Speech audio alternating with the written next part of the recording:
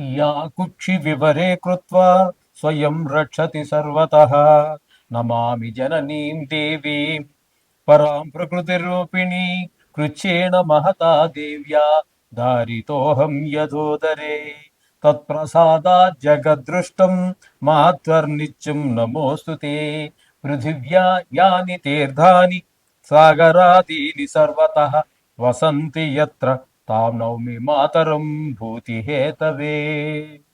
మాతృదేవో భవ. ఇప్పుడు మనము మార్చి నెల 16వ తారీఖు నుండి 31వ తారీఖు 2026 సంవత్సరం గోచార ఫలితాలు ఏ విధంగా ఉంటాయో స్వశాస్త్రీయంగా తెలుసుకునేటటువంటి ప్రయత్నం చేద్దాం. తులారాశి వారికి 16వ తారీఖు నుంచి 31వ తారీఖు వరకు మార్చి నెల 2026 సంవత్సరంలో గోచార ఫలితాలు ఏ విధంగా ఉన్నాయో సశాస్త్రీయమైన పద్ధతిలో తెలుసుకునే ప్రయత్నం చేద్దాము. ఇక్కడ 5వ స్థానంలో తులారాశికి 5వ స్థానం అయిన కుంభంలో రాహువు, బుధుడు, కుజుడు 3 గ్రహాల యొక్క సంచారం జరుగుతోంది. ఈ 5వ స్థానంలో ఉన్నటువంటి రాహువు కానీ, కుజుడు కానీ, బుధుడు కూడా 3 గ్రహాలు కూడా సంతానం మీద చెడు ప్రభావం చూపించే అవకాశం ఎక్కువ ఉంది. చదువు మీద శ్రద్ధ తగ్గటము, ఆటల మీద శ్రద్ధ పెరగటము, అలాగే దుష్ట స్నేహాలు పట్టే అవకాశము, అలాగే ఆటల్లో గాయాలు తగిలించుకొని దానికి మళ్ళీ 4 రోజులు స్కూల్కి వెళ్ళలేని పరిస్థితి, ఆ చదువుకోవటము, కొంత అనవసరమైనటువంటి ఈ ధన వ్యయం, డాక్టర్ ఫీజు చెల్లించుకోవాలి, మాత్రలు వేసుకోవాలి, చిన్నపిల్లవాడు కదండి, వాడికి ఏం తెలియదు, వాడిని బతిమాలాలి, ఇంట్లో ఎవరికి మనశ్శాంతి లేకుండా ఈ విధంగా పిల్లల మీద 3 గ్రహాల యొక్క దుష్ప్రభావం కనపడుతుంది. కాబట్టి వాళ్ళు పాస్ అవుతున్నారా లేదా, ఇటువంటి వాళ్ళతో స్నేహం చేస్తున్నారు, కొంచెం దగ్గరుండి చదివించటము, ఇట్లాంటివి ఊరికి అన్ని సమయాల్లో ఆడుకోవడానికి వదిలేయకూడదు వాళ్ళ ఇష్టానికి. దానికి నియమం పెట్టుకోండి, ఆ టైంలోనే పంపించండి. స్కూల్ నుంచి వచ్చాడా కాసేపు కాళ్ళు చేతులు శుభ్రంగా కడుక్కున్నాడా, కాఫీ పాలో ఇది తాగాడా, కాసేపు ఆడుకోవడానికి పంపించి తర్వాత వచ్చిన తర్వాత హోంవర్క్ చేసినారా అని దగ్గరుండి చూడండి. వాడిని హోంవర్క్ చేసుకో అని చెప్పేసి మనం సీరియల్లో లేకపోతే సెల్ ఫోన్ చూసుకోవడం కాదు. వాడు కరెక్ట్గా చూస్తున్నాడా లేదా చూస్తే పిల్లలు తప్పకుండా వృద్ధిలోకి వస్తారు. ఆ విధంగా మీరు దగ్గరుండి వాడు ఏం చదువుతున్నాడు, ఏం రాస్తున్నాడు, అందంగా రాస్తున్నాడా, హ్యాండ్ రైటింగ్ అందంగా ఉందా లేదా, చదివింది కరెక్ట్గా చదువుతున్నాడా లేదా, రాయవలసినటువంటిది తప్పులు, ఒత్తులు, దిత్తాక్షరాలు, సంయుక్తాక్షరాలు ఇవన్నీ కరెక్ట్గా రాస్తున్నాడా లేదా. అలాగే ఇంగ్లీష్ మీడియం అయితే అందులో సంయుక్తాక్షరాలు, దిత్తాక్షరాలు ఉండవు అనుకోండి, తెలుగు భాషకే ఇవన్నీ పరిమితం. ఇంకా కొన్ని భాషలు ఉన్నాయనుకోండి, ఇంగ్లీష్ అవన్నీ ద్వితాక్షరాలు, సంయుక్తాక్షరాలు ఉండవు. కాబట్టి అవి ఏదైనప్పటికీ కూడా వాళ్ళు ఏ భాష చదివినా, లెక్కలు చదివినా, సోషల్ అయినా, ఏ సబ్జెక్ట్ అయినప్పటికీ కూడా మీరు దగ్గర ఉండి పర్యవేక్షణ ఉండవలసిందే. చూసినట్టు ఆ విధంగా చేసినట్టయితే మీకు పెద్ద ఇబ్బందులు ఉండవు. పిల్లల మీద దుష్ప్రభావం 3 గ్రహాల యొక్క దుష్ప్రభావం ఉంటుంది. ఇక 6వ స్థానం అయినటువంటి మీనంలో 3 గ్రహాల యొక్క సంచారం జరుగుతోంది. 1 శని భగవానుడు 6వ స్థానంలో. శని భగవానుడు అద్భుతమైనటువంటి ఫలితాలన్నీ ఇస్తాడు అక్కడ. అలాగే రవి కూడా 6వ స్థానంలో చాలా మంచి ఫలితాలు ఇస్తాడు. శుక్రుడు మాత్రం ప్రతికూలమైన ఫలితాలు ఇస్తాడు. అక్కడ కేవలం శుక్రుడు 10 రోజులు ఉంటాడు.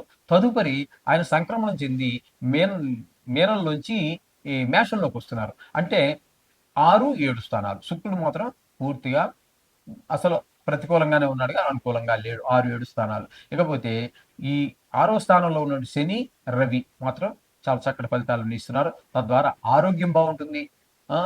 అలాగే ఎవరికైనా మనం డబ్బులు ఇవ్వాల్సి రుణం పడి ఉండేటైతే రుణం తీర్చేయగలుగుతాము.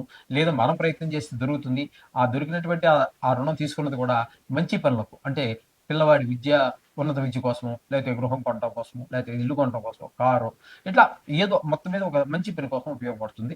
ఈ విధంగా 2 గ్రహాల యొక్క అనుకూలత, శని, రవి యొక్క అనుకూలత బాగుంది. అలాగే 3వ గ్రహం కూడా ఉంటుందండి, అది మీకు మంచి అనుకూలమైన. ఇంకా 2 గ్రహాలు ఉన్నాయి, కంగారు పడి మాట్లాడి. ఎందుకంటే భాగ్యస్థానంలో గురుగ్రహ సంచారం అత్యంత అనుకూలమైనటువంటి ఫలితాలన్నీ ఇస్తూ ఉంటుంది. అన్ని దైవ దర్శనాలు జరుగుతూ ఉంటాయి. అలాగే పెళ్లి కానిటువంటి వారికి ఎవరైనా ఉన్నట్టయితే వారికి వివాహం కుదరటం కానీ, పెళ్లి అవటం కానీ జరిగే అవకాశం ఉంటుంది. ఇది కూడా మనకి ఈ వివాహ సమయాన్ని నిర్ణయించడంలో గోచార రీత్యా భాగ్యస్థానంలో గురు గోచారం వివాహ సమయంగా కూడా నిర్ణయం జరుగుతుంది. ఈ విధమైనటువంటి గురువు వల్ల అనేక రకాలైనటువంటి ప్రయోజనాలు చాలా ఉంటాయి. కాకపోతే చాలా అత్యంత మీకు శుభప్రదమైనటువంటి ఫలితాలు ఇస్తాడు. ఇక ఏకాదశ స్థానంలో కేతు గ్రహ సంచారం.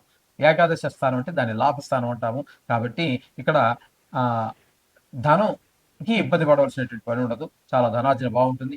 ఏదైనా వ్యవహారం ఎదురు మొదలుపెట్టి ఉన్నా, లేకపోతే ఇప్పుడు మొదలు పెడుతున్నా, వీటిలో కూడా మీరు పూర్తి విజయాన్ని సాధించగలుగుతారు. ఈ విధంగా మొత్తంగా మనం చెప్పుకోవాలంటే తులారాశి వారికి తులారాశి వారికి శని భగవానుడు, రవి 2 గ్రహాలు, గురువు, కేతువు 4 గ్రహాలు, శుక్రుడు ఒక్క శుక్రుడు పూర్తి ప్రతికూలమేనండి. 4 గ్రహాల యొక్క అనుకూలత పూర్తిగా తులారాశి వారికి ఉన్నది.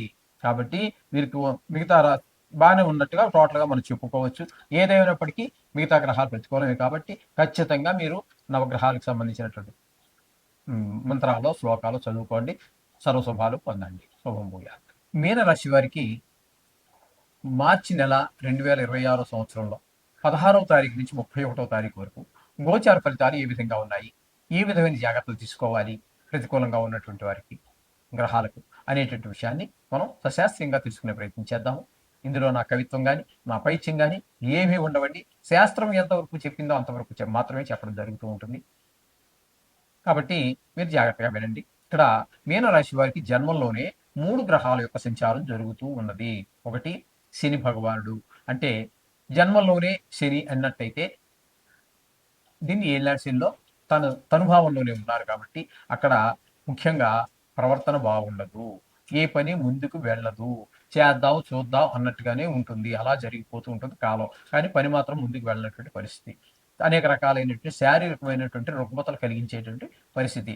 ఇకపోతే రవి కూడా జన్మంలో ఉన్నారు.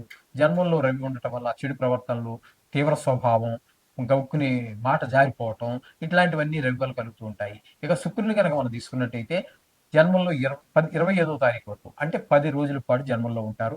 అనుకూలమైన ఫలితాలు. అటు శని భగవానుడు, రవి ఏవైతే మనం ఏ విషయంలో ఇబ్బంది పెట్టదలుచుకున్నారో పెడుతుంటారో వాళ్ళని కాస్త వాళ్ళకి భిన్నమైనటువంటి ఫలితాన్ని ఈయన ఇవ్వడం ద్వారా మనకి కొంత ఊరటనిస్తుంది.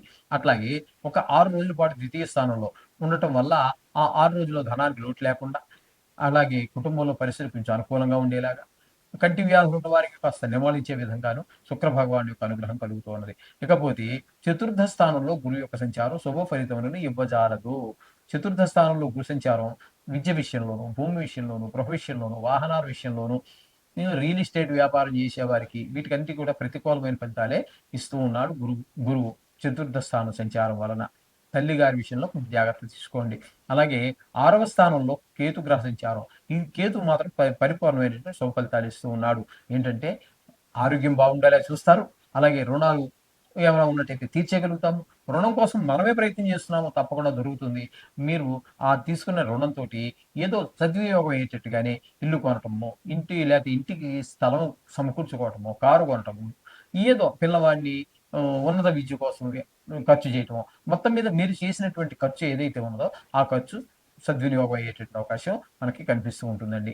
ఈ ఈ కేతుగ్రహ సంచారం వలన ఇక్కడ ఆ రుణం ఉంటే తీర్చగలడం, అంటే మొత్తం మీద ధనానికి లోటు లేనటువంటి పరిస్థితిని కేతు కనిపిస్తూ ఉన్నారు ఇక్కడ. ఇకపోతే వ్యయ స్థానంలో 3 గ్రహాల యొక్క సంచారం జరుగుతోంది. రాహువు, బుధుడు, కుజుడు.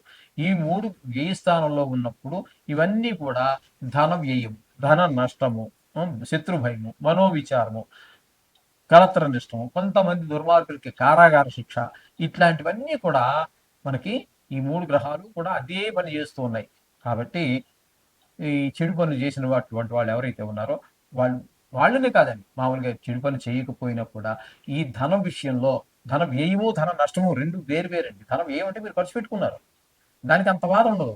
ధన నష్టం అంటే పర్స్ పోగొట్టుకున్నారు, లేకపోతే పిక్ పాకెట్ కొట్టేశాడు, లేకపోతే ఎవడో దొంగ మాయ మాటలు చెప్పి మీ ధనాన్ని గుండి కొట్టించి కొంత డబ్బు అన్యాయంగా తీసుకెళ్ళిపోయాడు. అటువంటిప్పుడు ఏమవుతుంది, మనసు 10 రూపాయలు పోయినా కూడా మనసు బాధపడుతూ ఉంటుంది. ఈ విధంగా ధన నష్టం వేరు, ధన వ్యయం వేరు. ఆ విధమైనటువంటి బాధలు కలగకుండా జాగ్రత్తగా చూసుకోండి. ధనం విషయంలో మరీ తగు జాగ్రత్తతో ఉండండి.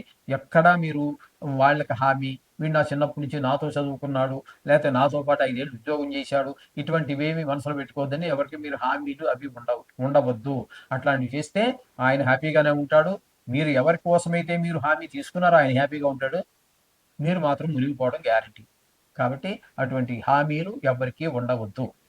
అర్థమైంది కదండి. ఈ విధంగా తగు జాగ్రత్తలు తీసుకుంటూనే మొత్తంగా మనం చెప్పాలి అన్నట్టయితే ఇందులో మీకు అనుకూలమైనటువంటి గ్రహం ఒక్క శుక్రుడు ప్లస్ కేతు 2 గ్రహాల యొక్క అనుకూలత ఉంది.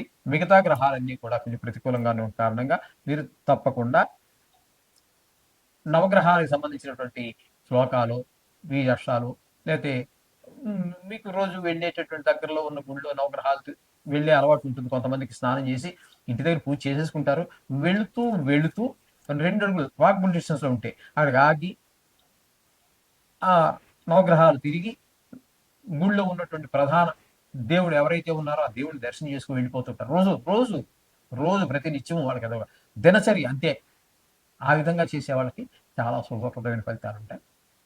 చక్కగా మీరు ఆ విధంగా చేయండి. సకల శుభాలు పొందండి. శుభం భూయాత్.